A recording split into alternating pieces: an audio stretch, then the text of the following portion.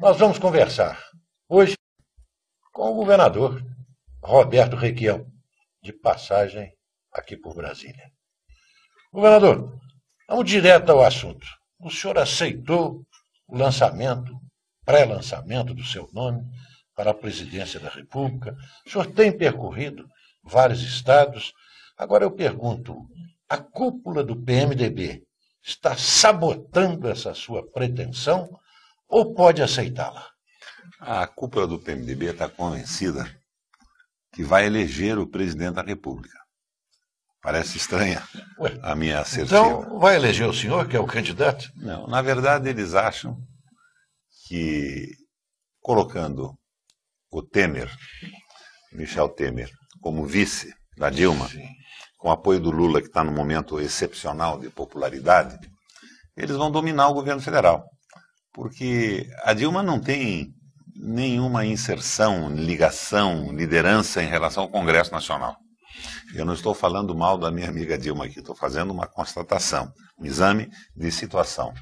Então o Temer, como vice, dominando o Congresso, tem o governo federal na mão. O poder passa para o Palácio Jaburu, então? O poder passa para o Palácio Jaburu sem a menor sombra de dúvida.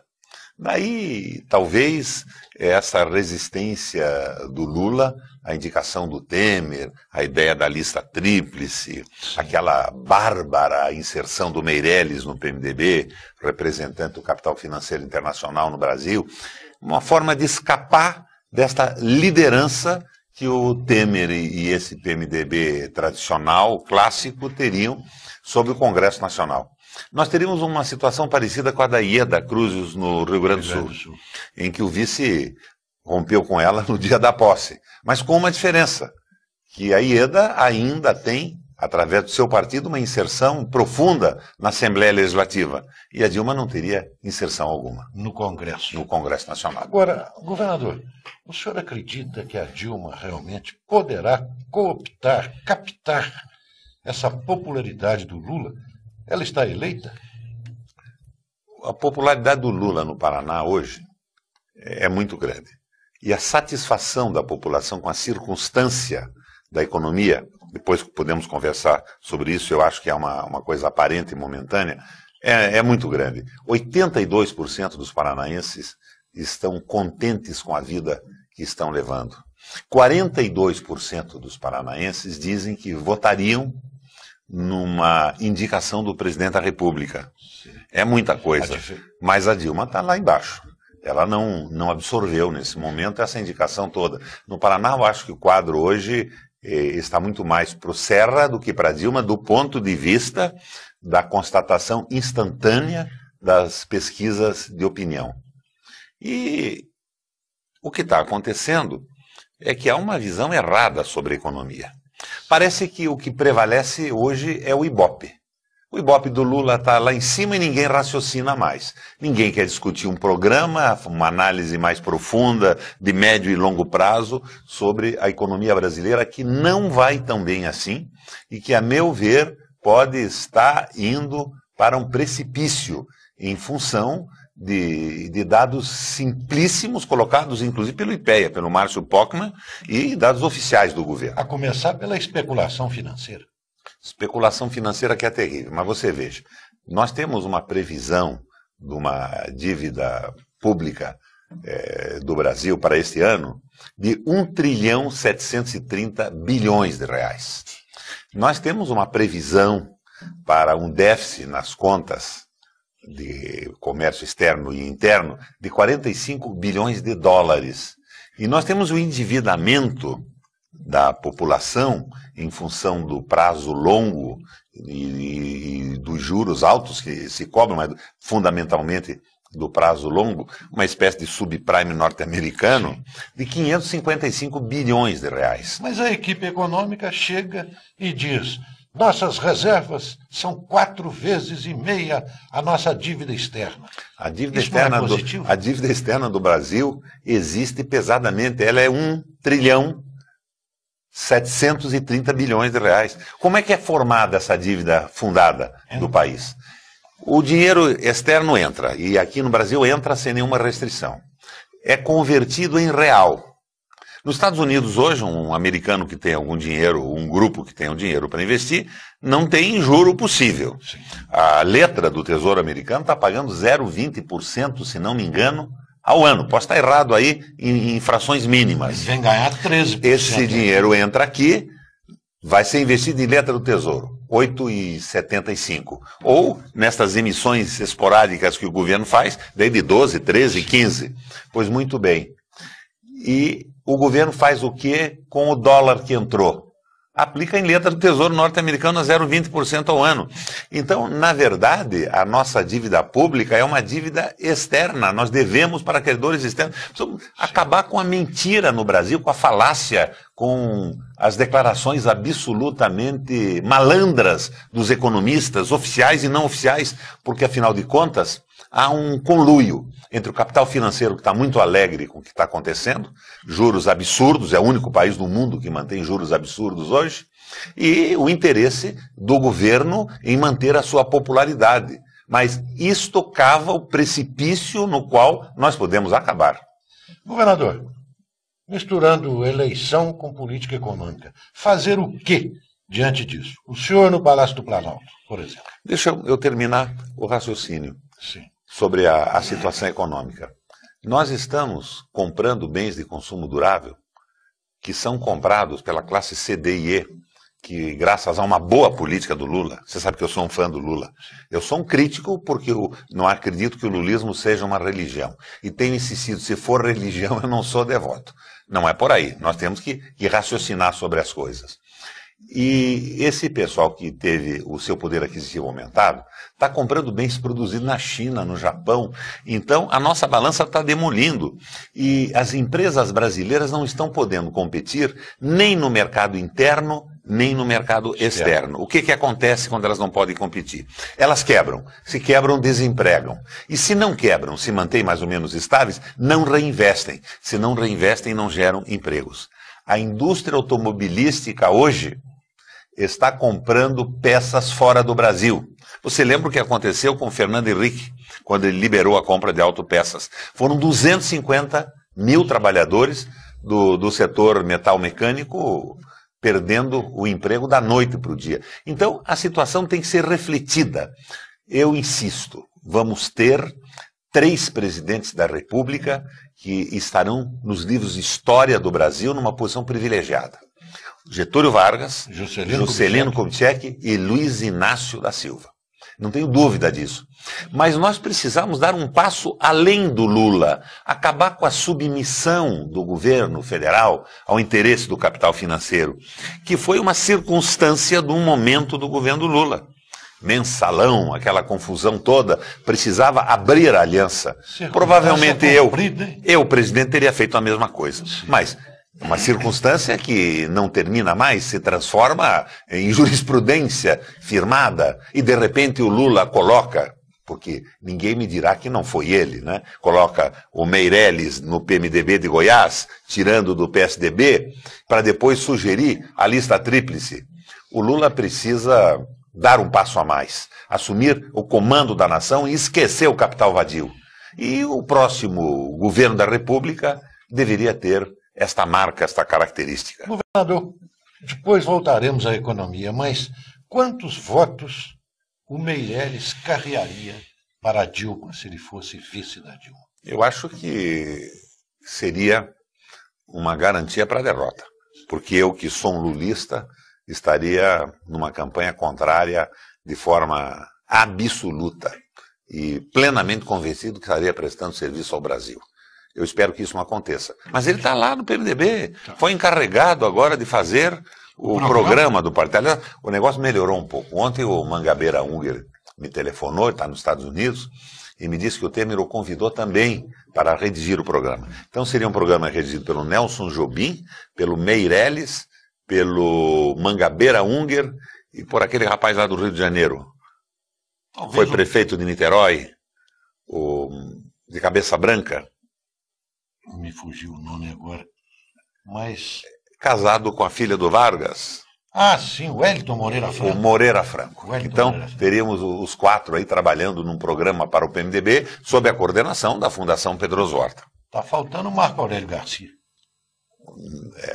Marco Aurélio Garcia, são essas coisas que eu não entendo, o Franklin Martins, o Marco Aurélio Garcia e o governo associado ao capital vadio, ao Meirelles, que era o presidente da Associação de Bancos Internacionais no país, representante do capital predador. Eu não entendo a convivência dessas pessoas tão díspares. Os especuladores estão com o Lula e não abrem, não admitem outro candidato que não seja a Dilma por causa do Lula. Pois é, e a Dilma tem essa posição. Eu vi as conclusões da convenção do PT. É interessante, eles dão uma radicalizada aonde, a meu ver, não precisavam radicalizar. Então, de repente, eles assumem uma postura esquerdista. Nós queremos a Comissão da Verdade, apurar os torturadores. Controle dos meios de comunicação. Controle dos meios de comunicação. Esta gente já morreu. Esses torturadores essas torturas ocorreram há 44 anos atrás. Eu acho que eles podiam fazer o que eu fiz. Eu acho que essas coisas têm que ser compreendidas pelo país. As punições tinham que ser realizadas. Mas eu assumi o governo e abri todos os arquivos do Departamento de Ordem Política e Social, não criei comissão nenhuma. Eu coloquei à disposição das universidades, dos historiadores, da sociedade civil. Mexer nisso agora é uma bobagem. A meu ver, o presidente devia abandonar o capital vadio e financeiro, montar uma coalizão progressista, avançada, moderna e nacionalista, trazendo a opinião do Exército inteira para uma proposta de nação, e não procurar uma reação corporativa por uma medida absolutamente sem consequência real, válida. Eu acho que são os erros, mas com toda essa história de um esquerdismo programático, esqueceram de dizer o que iam fazer com a macroeconomia. Quem é que vai mandar no Banco Central? Vale aquela proposta que está lá no Congresso Nacional, segundo me diz, já falei com você sobre isso aqui, com apoio do Mercadante, de Banco Central independente, na mão dos banqueiros? A essência do comando da nação hoje está na decisão de quem manda na economia. Se são os brasileiros, se a economia vai ser dirigida para gerar empregos, para desenvolver o país, ou se nós vamos continuar um mercado à disposição dos especuladores e exploradores no mundo inteiro.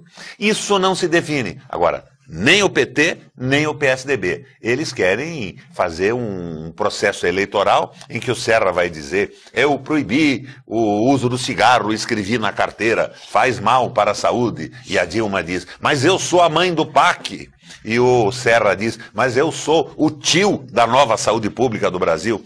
Isto é absolutamente ridículo, estão fugindo da discussão programática e isto é muito mal para o país. Não há dúvida nenhuma. Governador, o senhor tem colocado suas ideias, suas posturas nas viagens que tem feito pelo país. Mas há um boicote óbvio da grande imprensa, principalmente, diante da sua pré-candidatura. A que o senhor atribui isso? Bom, pelas posições que eu tenho. Eu sou nacionalista.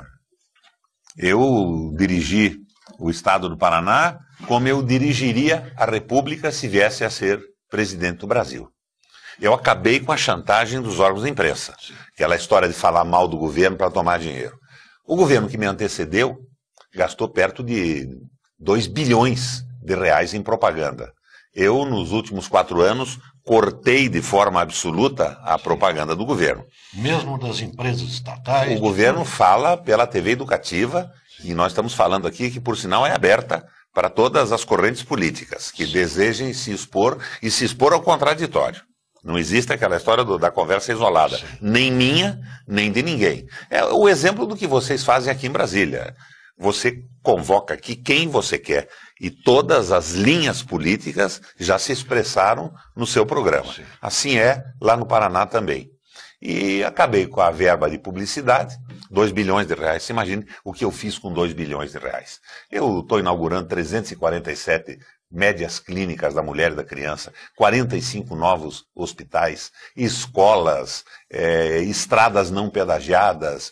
O investimento do Paraná, o governo do Paraná, modéstia à parte, é um sucesso. É um governo melhor do que eu imaginava que poderia fazer. As pesquisas estão revelando isso? Avaliação do governo. Hoje, ótimo e bom, 60%. E regular, 24%. Então nós vamos para 84% de ótimo e bom e regular. Está parecido ou igual ao governo federal? Não, eu não diria isso. O Lula está melhor. Mesmo no Paraná ele tem índices melhores que os meus. 36% dos paranaenses dizem que votariam num candidato indicado por mim. Sim. Isso também vai se sobrepor aos 42% que dizem que votariam num candidato indicado pelo Lula. Há uma certa superposição dos eleitores do Lula e dos meus, porque o PT fez parte do meu governo até agora. Faz ainda, com quadros magníficos. Eu tive lá o Enio Verri, que é hoje o presidente do PT do Paraná, meu secretário de planejamento, e que eu transformei numa espécie de coordenador geral de programas de governo. O Bianchini, na agricultura, quadro excepcional, trabalhou no MDA aqui. A Lígia Pupato, que foi reitora da Universidade de Londrina. Gente muito boa do PT trabalhou comigo. Então há uma certa sobreposição de pessoas que admiram o meu governo e admiram o governo Lula. Estou dizendo que nem vale o 42% do Lula de forma absoluta e muito menos os meus 36%. Mas nós dois teríamos influência nesse processo. Agora, governador, voltando ao PMDB. Quando o senhor percorre os estados, o senhor é recebido bem ou é meio discriminado pelos PMDBs estaduais? Quando eu consigo ser recebido, e tenho sido recebido em muitos lugares, a adesão é absoluta. O PMDB quer candidatura própria, quer programa. O PMDB está pronto a vocalizar esse discurso nacionalista que levanta o Brasil. Como é que nós estamos na economia? Vamos continuar com esse tema? Vamos fazer apenas um pequeno intervalo e retornaremos dentro de 1 minuto. Aguarde.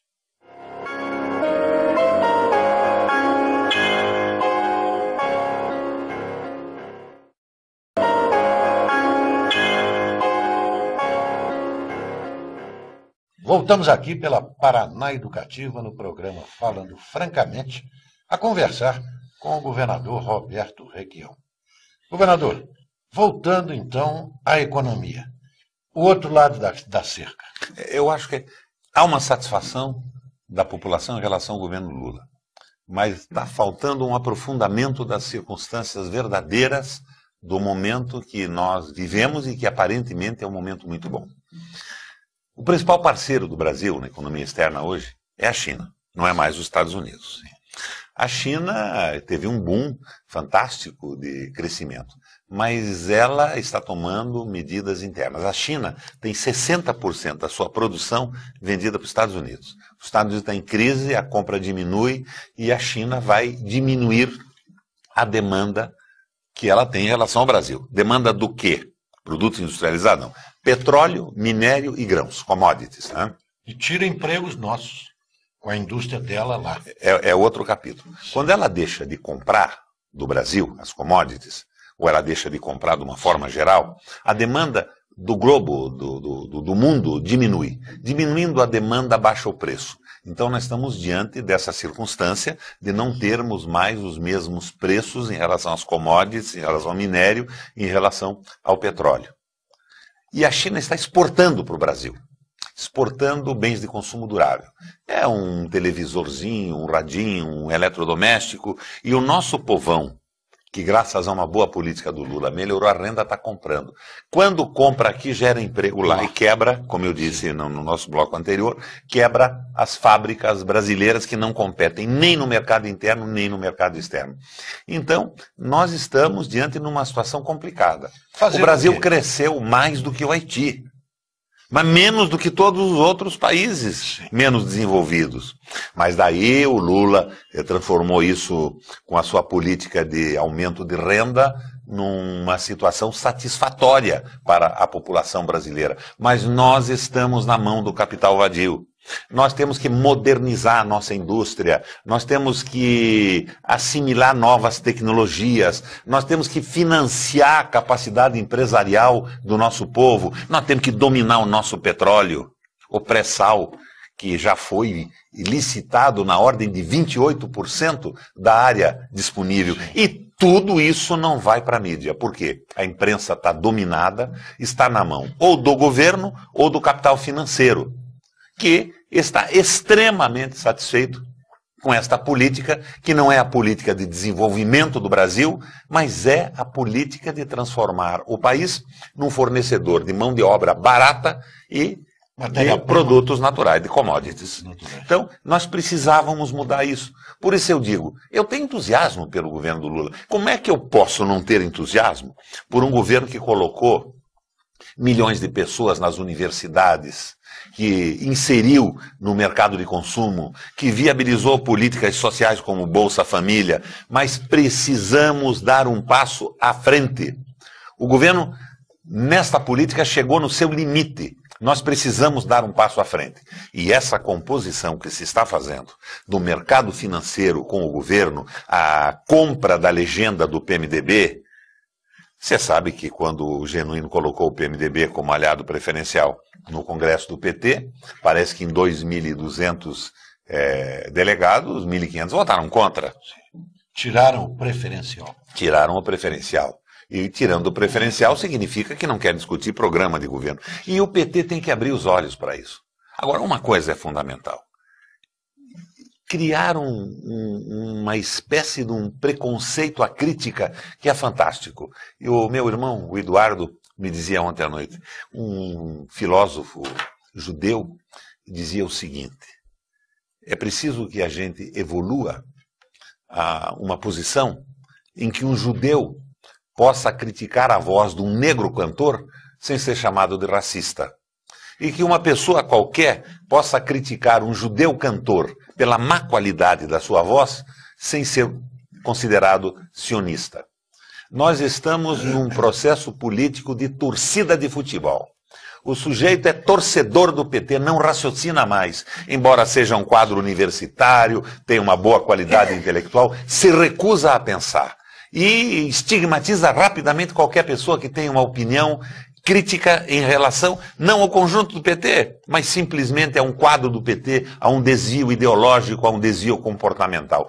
Isto não pode ser assim, porque não é bom para o Brasil. Mas há um vazio, governador. O PT, muito bem, se comporta emocionalmente. Mas o PMDB tem uma estrutura, tem uma linha, uma forma de pensamento unificada. É o tal do modelo político brasileiro. O PMDB parlamentar está preso nas emendas que o governo libera se quer e não libera se não quer. Sim. Então está todo mundo amarrado naquele processo. Mas agora há, por parte do PMDB parlamentar, esta esperança de mandar no Brasil, apesar da sua base, sem ideologia, com esse comportamento de liberação de emenda, esta fisiologia absoluta, através da eleição do Michel. Porque é o Michel que vai comandar o Congresso. E veja bem, eu não estou dizendo que o Michel é fisiológico. Eu estou dizendo que é uma circunstância que faz esse pessoal todo desideologizado a acreditar que vai mandar no país. É uma espécie de projeto. Como era o nome daquele presidente da Câmara? Que andou negociando o restaurante lá, foi caçado? O Severino. O Severino. É o projeto Severino do PMDB. Agora, governador, será que as bases do PMDB, que o senhor tem visitado, concordam com essa estratégia do Michel? Não, mas elas estão tendo dificuldade de se expressar em função do estatuto do partido, da legislação eleitoral.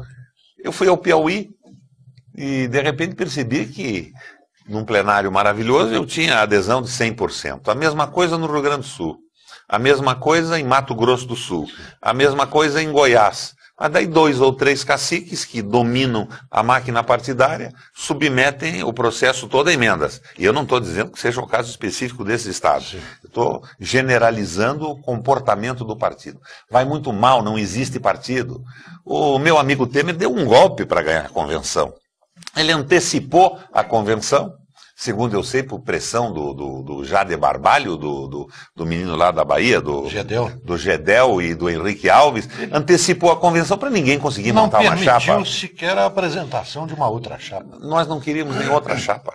Nós queríamos compor com o Temer uma chapa de unidade com a representação do PMDB do Brasil para começarmos a discutir um programa. Porque a ideia inicial do Paraná não era nem lançar minha candidatura, era discutir um programa.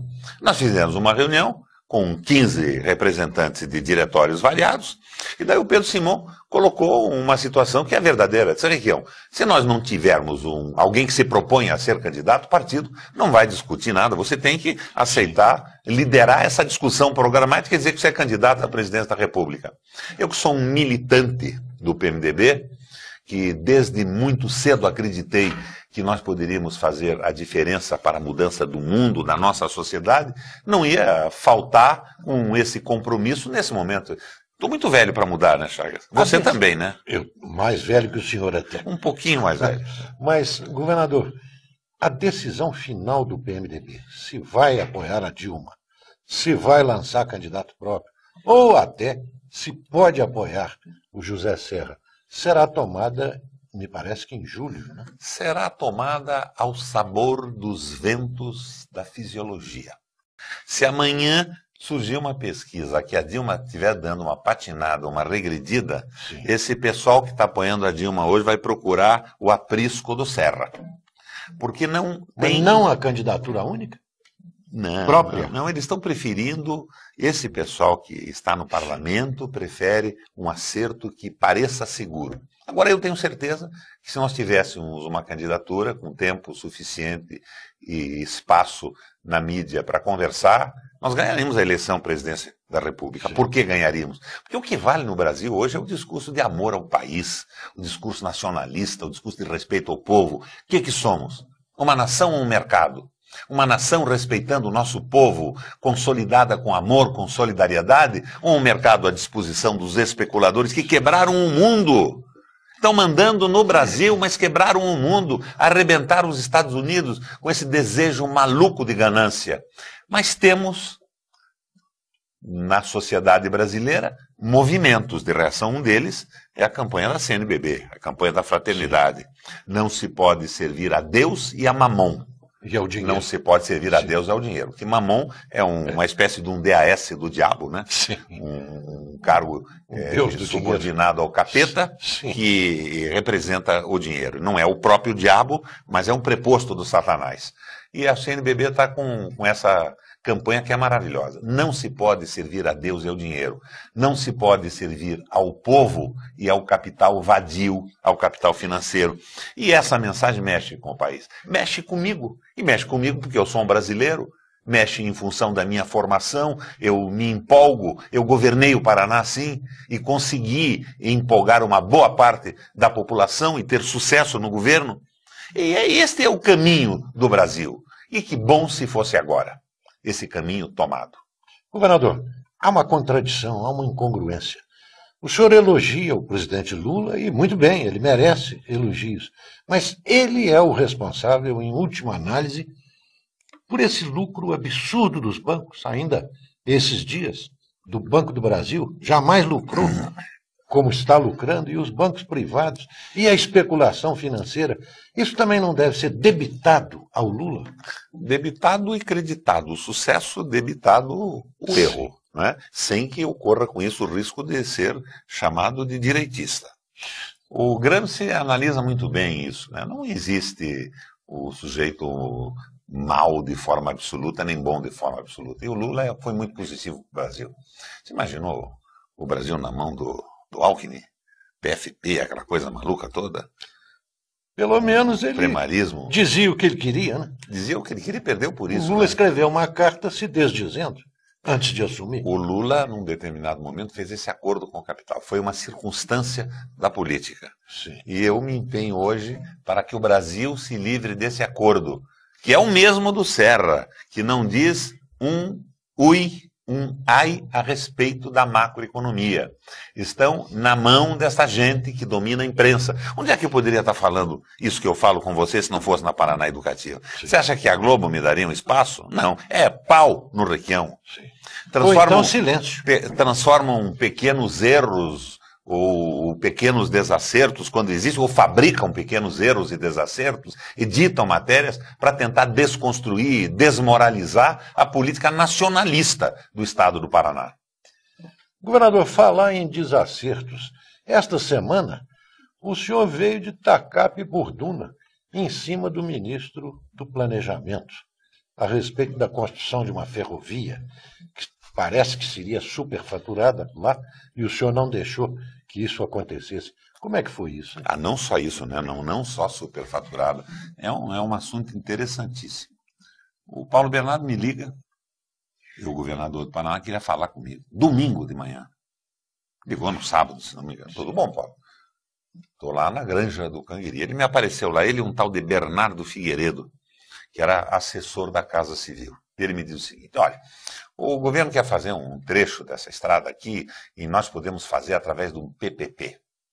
Eu já boto as barbas de molho com o PPP. Explica aí como é, Paulo. Não, essa estrada vai custar 540 milhões de reais. Eu tinha um orçamento da estrada de 150.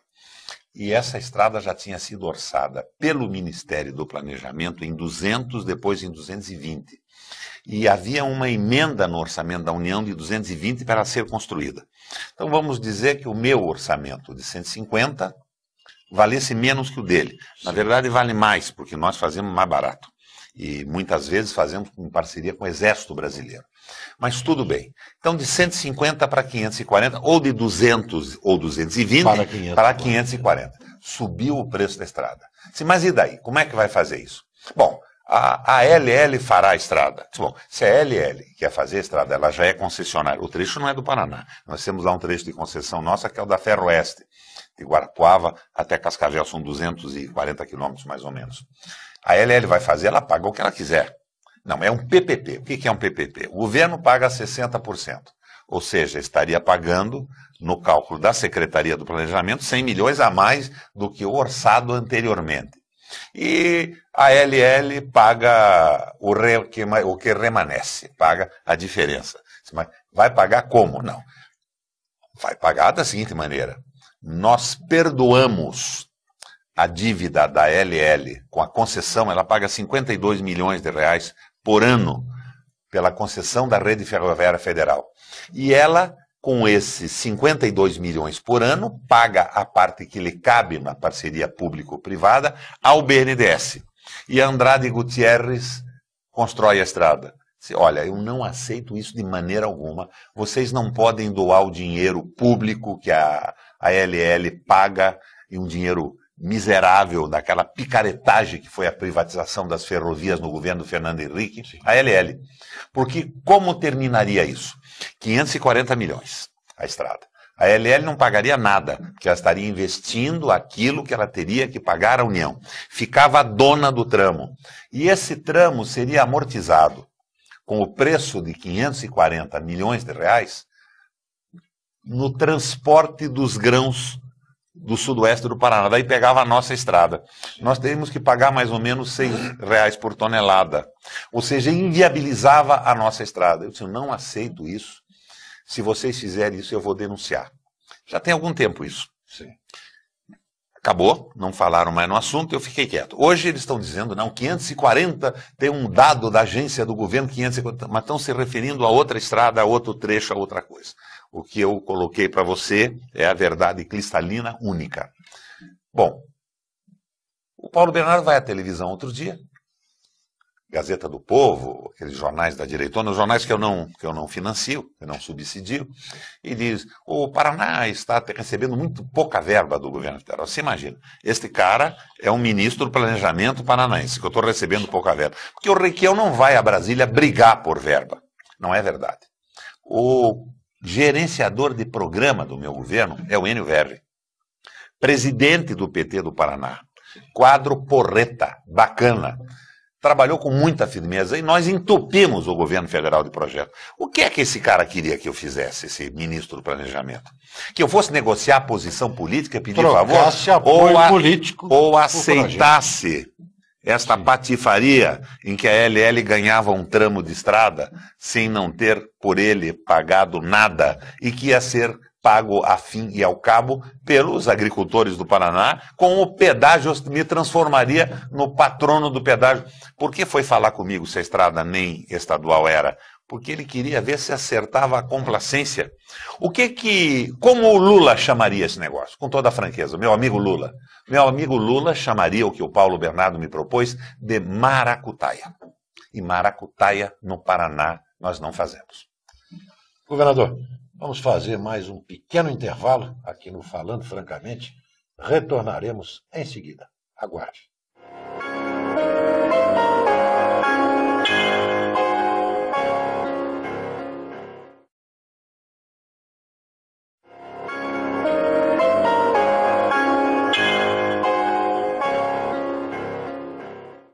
Voltamos aqui no programa Falando Francamente, da Paraná Educativa, a conversar com o governador Roberto Requião, candidato à presidência da República.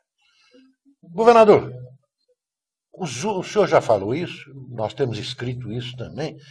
Os candidatos até agora apresentados, pré-candidatos à presidência, a Dilma fala que o governo dela será a continuação do Lula. O Serra dá a entender que será a volta ao Fernando Henrique. A Marina será uma guarda florestal. Mas ninguém especifica o que eles vão fazer diante de grandes, graves problemas nacionais. Eu vou perguntar ao senhor em alguns desses Ou seja, eles estão se comprometendo em não fazer nada. Perfeitamente. Reforma agrária, por exemplo. O senhor admitiria fazer uma mudança fundamental para que pelo menos os sem terra parassem de fazer bagunça por aí e ganhassem a sua terra? Como? Bom, política do Paraná. Eu acho que o fundamental é a industrialização do país. Nós temos que absorver a mão de obra da população em bons salários, em indústrias modernas com tecnologia avançada. Agora, nenhum país do mundo resolveu os seus problemas sem reforma agrária. Os Estados Unidos fez a reforma agrária, que se transforma numa lenda cantada em filmes maravilhosos do John Ford e dessa gente toda. Precisamos sim de reforma agrária. O meu amigo Mangabeira 1 deu um exemplo outro dia mortal. Não é do Paraná, depois eu explico por quê. Em cada 4 hectares de terra explorados no Brasil, 3 são explorados pelo gado, pela pecuária, e 1 pela agricultura. E a exploração da pecuária extensiva é de muito má qualidade, é terra predada. Aliás, o número do Mangabeira é até um pouco diferente, é 4 por 1. Em cada 4, nós temos 1 de agricultura e 4 para pecuária. Se nós tomássemos da pecuária 1 alqueire, nós dobraríamos a área da agricultura do Brasil sem derrubar um pé de pau. Respeitando isso mata toda, o Mato Grosso do Sul, respeitando não mata nada não. É 1 alqueire no Brasil por cada 4. Sim. Então a pecuária passaria a ser modernizada, os pastos seriam cuidados de uma forma diferente e a agricultura dobraria sem ter que avançar derrubando mato. No Paraná é diferente. No Paraná nós temos a situação equilibrada. Nós temos meio a meio de agricultura e de pecuária. Nós temos uma situação melhor. Agora, a reforma agrária é necessária, reforma agrária, financiamento dos pequenos e médios. A comida que vai para o nosso prato não é soja, que é exportada para os Estados Unidos para alimentar gado, para a Europa para alimentar gado, engordar gado dos Estados Unidos e da Europa. E nós estamos com a agricultura dominada pelas multinacionais. São as sementes transgênicas cobrando royalties de todo mundo. Veja os gaúchos como é que estão agora lá. A minha guerra do Paraná para dar ao nosso agricultor a independência e evitar que ele pagasse o que quer o proprietário da semente a cada ano, a cada colheita. Então, a reforma agrária é interessante porque as pequenas e médias propriedades são as que produzem comida, é agricultura diversificada. E nós temos que elevar a qualidade da grande propriedade para a pequena propriedade, a possibilidade de industrialização e, acima de tudo, respeitar os movimentos sociais. Eu vejo o meu amigo Pedro Sté demonizado aí. Vê se a demonização existe no Paraná. Eles fazem a pressão deles, nós negociamos com eles. Quando o INCRA faz um assentamento, o governo do estado vai lá, coloca trator, coloca técnicos. Se o pessoal não é capaz de desenvolver uma agricultura mais moderna, vai ser capaz com o apoio do MST e com o apoio do governo do estado. E com isso nós estamos aumentando a produção. Nós somos hoje o maior produtor de orgânicos do Brasil. Então a reforma agrária é importante e é necessária. Mas o mais necessário é que o país se recuse a ser um produtor de commodities. Eu tenho falado da independência dos Estados Unidos, Sim. quando a Inglaterra queria transformar os Estados Unidos num produtor de bens primários e num fornecedor de mão de obra. E daí surge o George Washington, coloca no Ministério da Fazenda o Alexander Hamilton, que manda para o Congresso Nacional o Tratado das Manufaturas, enfrenta o Adam Smith e todo o liberalismo econômico da Inglaterra e diz: nós vamos disseminar a tecnologia, nós vamos fazer com que avance a indústria, nós vamos financiar os americanos. E avança. Ora, isso foi em 1792, 5 de novembro de 1792. Os liberais quebraram o mundo. E ainda tem gente cantando a cantinela do Adam Smith, do liberalismo econômico, que não é liberalismo coisa alguma, é um monopólio do capital financeiro, a exploração. Olha, eu fui criado numa família em que a minha avó, Dona Giovanna Catarina, me dizia: Roberto, nunca vi enterro de anão, nunca vi cabeça de bacalhau e nunca vi banqueiro honesto. E conta a história, contada e repetida no interior do Paraná, que um capataz da fazenda do banqueiro, depois de trabalhar 26 anos, disse para o patrão: patrão, não estava na hora de só me arranjar uma casinha, me dar um pedacinho de terra? O senhor tem aí 4, 5 mil alqueires, quero aí 200 metros quadrados para fazer a minha casa? E o patrão, que tinha um olho de vidro, disse a ele: meu velho capataz, eu estou comovido com a sua reivindicação. Se você disser qual dos meus olhos é o de vidro, eu lhe dou os 200 metros de terra. Sim. E o capataz não hesitou, disse: o olho esquerdo, patrão. E o banqueiro perguntou: mas como que você sabe que é o meu olho esquerdo? Porque o seu olho de vidro tem um aspecto mais humano que o outro. Governador, vamos para outro ponto crucial. Política energética. Nós vamos ficar esperando o futuro do pré-sal, gastando por conta, e o etanol sumiu? O etanol, com a redução do preço do petróleo, perdeu um pouco a competitividade, né? Eu lembro que eu recebi lá 20, 30 visitas de chineses, de japoneses, todo mundo querendo comprar etanol. Mas eles queriam uma garantia da Petrobras ou do governo do Paraná, que nós garantíssemos. Fornecemos e fornecemos por esse preço. Porque no mercado o etanol cai, o pessoal deixa de produzir etanol, vai produzir açúcar. Degringolou. É falta de organização da política. O Brasil precisa de mais hidrelétricas. O senhor tem ideia de onde, como implantá-las? No Paraná, muitas ainda.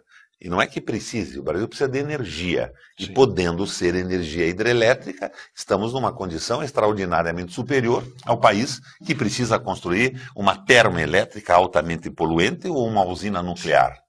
Esta política já foi desenhada dentro da Petrobras, e eu lembro até de um diretor, Wildo Sauer, com uma visão muito correta disso tudo. O Lula teve as informações que precisava, mas vem o raio da história do mercado, da agência reguladora, da privatização de tudo isso. Eu não deixei privatizar a empresa de energia do Paraná. Peguei com um prejuízo de 370 milhões de reais. E com uma administração correta, não sou nem um gênio da administração pública, ela passou a ter mais de R$1 bilhão de lucro depois do imposto a cada ano. Então, nós andamos cometendo alguns erros pesados na condução da política energética. Fernando Henrique tomou o caminho da privatização e o Lula se assessorou de antigos técnicos do Fernando Henrique que levaram a Dilma mais ou menos na mesma situação. Embora eu não faça uma crítica absoluta à condução da Dilma no Ministério das Minas e Energia, mas ela criou um pool de energia que funciona da seguinte maneira. Por exemplo, no Paraná, o Estado do Paraná construiu usinas com dinheiro público, gastando muito, desenvolvendo tecnologia. Estas usinas, com o tempo, estavam amortizadas, ou seja, nós não tínhamos que pagar o custo do capital empregado. Então, nós tínhamos energia muito barata. E eu queria que essa energia barata fosse fornecida numa empresa verticalizada para os nossos consumidores. Era o grande incentivo para um fantástico projeto de desenvolvimento do Paraná. Mas o Fernando Henrique tinha privatizado umas tantas e eles faziam aquele jogo. Eles eram donos da geração, eram donos da transmissão e da distribuição. E faziam um superfaturamento de uma para outra, chegava lá no fim com um preço absurdo. Daí a dona Dilma resolveu isso do ponto de vista nacional, de forma razoável, criando um pool. Toda geração tinha que vender energia para um pool nacional. E as distribuidoras comprariam energia desse pool. O que aconteceu com o Paraná? Nós temos a energia mais barata do Brasil, nós somos obrigados a vender do pool. Esse pool amortiza a deseconomia de todas as empresas privadas do país e nós temos que comprar a nossa energia mais cara que o nosso custo de produção. Poderia chegar muito mais barata. Claro. Para o pequeno mas consumidor. Não quero parar por aí. E o pré-sal agora? Sim. O pré-sal. A jurisdição do município ou do estado acaba no quebra-mar. O pré-sal está a 300 quilômetros da costa. E, de repente, nós, que investimos e construímos as nossas usinas, somos obrigados a colocar num pool para diluir a deseconomia do sistema nacional. Eu gostaria que não fosse assim, mas como sou brasileiro, eu tolero o negócio. Em nome do Brasil, se o Piauí vai poder receber energia mais barata, nós colaboramos. Mas daí vem o pessoal, o menino lá, o Sérgio lá do Rio de Janeiro, e diz, mas 300 quilômetros aqui da costa, isso é propriedade do Rio de Janeiro. Não investiu nada, é uma ocorrência da natureza, e nós queremos então que agora o Espírito Santo, o Rio de Janeiro, fiquem com a grande parte do que não investiram, não fizeram nada. Alegam agora, que o litoral... O litoral é deles. É pequeno e o deles é maior. Claro, mas as usinas que nós construímos amortizam o preço da barbaridade e da privatização dos estados deles. Isto é o fim da picada. Mas parece que o Paraná também não tem bancada no Congresso Nacional, porque a minha voz é isolada nesse processo. Tive outro dia o presidente do diretório do Piauí, o Marcelo Castro, fazendo uma palestra na escola de governo, nesta linha muito inteligente. Obrigado, Marcelo, parabéns pela sua exposição. Governador, reforma tributária. Todo mundo fala que pagamos impostos demais, somos o país que mais sacrifica, não só o empresário, mas o cidadão comum, até o trabalhador. Fazer o quê na reforma tributária? Que todo mundo fala, mas ninguém faz. Erro de foco. Por que nós temos esses tributos tão altos? Porque nós temos o juro mais alto do planeta Terra. Porque o capital financeiro é o privilegiado no Brasil. Porque eles entram aqui, ganham 12, 13, 15% e nós investimos o dinheiro deles a 0,20% ao ano. Sim. Então, o Márcio Pockmann do IPEA, numa palestra feita em Curitiba, me revelou a mim e aos outros que o assistiam, que os rentistas ganharam 66 bilhões de reais no último ano no Brasil. Sim. É dinheiro para ninguém botar defeito. Claro. O PAC do ano passado investiu 16 bilhões de reais. Tinha 20 previsto, mas realmente investiu 16. Então, o fantástico PAC investe 16 bilhões. E 20 mil pessoas, entre banqueiros, familiares de banqueiros e pessoas muito ricas, ganham 66 bilhões no investimento sem produzir rigorosamente nada. Mas não é só isso. Mesma fonte IPEA, se eu me enganar em detalhes, que me corrijam mais tarde, liguem para a Paraná Educativa, minha memória pode falhar, o spread, que é a taxa de risco dos bancos, colocadas em cima dos empréstimos brasileiros, renderam para os bancos que operam no Brasil 266 bilhões de reais. Bom, o governo perdendo dinheiro dessa forma, 66 para os rentistas, 266 bilhões de spread, vai pagar isso como? Vai pagar com tributos. Então só se pode falar em reforma tributária quando acabar o domínio do capital financeiro no Brasil. Quando um governo der o passo à frente do governo do Lula e disser acabou o pacto, vamos enfrentar essa parada, agora vamos conversar com a população. Brasil nação, Brasil para os brasileiros. Não é possível que não seja assim, mas o que estou vendo é isso. O PT quer fazer a comissão da verdade, dar uma radicalizada supostamente para a esquerda, mas não discute a macroeconomia. Está dominada. Está dominada a convenção do Partido dos Trabalhadores. E eu não gostaria que fosse assim. Mas vamos dizer amanhã que eu sou antipetista, eu sou de esquerda. Não é isso, eu quero que vocês se emendem, companheiros. O senhor interviria nos bancos privados? Eu acho que banco privado tem que ter uma intervenção pesada, o domínio da economia tem que ser nosso. O dinheiro geralmente é público, eles ganham o spread, ganham o juro para aplicar dinheiro público. Quando a crise chegou ao Brasil, o Lula acertadamente diminuiu o depósito compulsório dos bancos. Tá, vocês agora podem pôr mais dinheiro no mercado. O que eles fizeram? Compraram um título do Tesouro Brasileiro para não correr risco, não puseram um tostão na economia. E a economia capitalista respira o oxigênio do financiamento, senão ela não funciona. Daí saímos dessa situação apertadíssima, por quê? Porque nós temos o Banco do Brasil, o Banco dos Brasileiros. Nós temos a Caixa Econômica Federal, nós temos o BRDE, e o Paraná tem o Paraná tem o BRDE, nós temos o BNDES, que é nacional também. Coisas que o velho Barack Obama não tinha na mão, na economia absolutamente privatizada dos Estados Unidos. Então, nós conseguimos jogar algum oxigênio na economia através dos bancos públicos. Nós temos instrumentos melhores. Agora, tudo isso, me perdoa, Chaga, não é muito claro? Por que isso não é colocado e não é discutido na grande mídia? Por que os candidatos estão fugindo dessa discussão? Não, o governo quer fazer a sucessão. O governo está no pragmatismo, quer fazer a sucessão, o momento é bom, então vamos ver se votam na gente e depois a gente vai ver o que faz. Mas faz o que com a aliança que está montada? Sim. Governador, os temas seriam centenas. Vamos apenas para mais um, com a sua promessa de continuarmos debatendo esses temas nacionais aos poucos. Eu pergunto ao senhor, todo mundo fala também na reforma política. Ela não sai de jeito nenhum. Como é que o senhor começaria a reforma política? O fim da reeleição, por exemplo? Como é o nome do programa aqui? Falando francamente. Falando francamente, a reforma da economia é fundamental, o resto é conversa mole. Como é que com os bancos ganhando spread de 266 milhões, os rentistas ganhando bilhões, os rentistas ganhando 66 bilhões, nós vamos resolver isso com essa discussão de voto distrital nisso? Não é por aí. Isso é uma falácia. A reforma política é um divertimento. Vem do divertere, divertir, do italiano desviar do que importa. Estão tirando o foco da necessidade absoluta. Nós precisamos acabar com essa história do país ser o espaço de caça do rentismo, da ganância, da cobiça internacional e nacional. Depois nós podemos conversar sobre reforma política, tem coisas muito erradas. Mas o que vai mudar?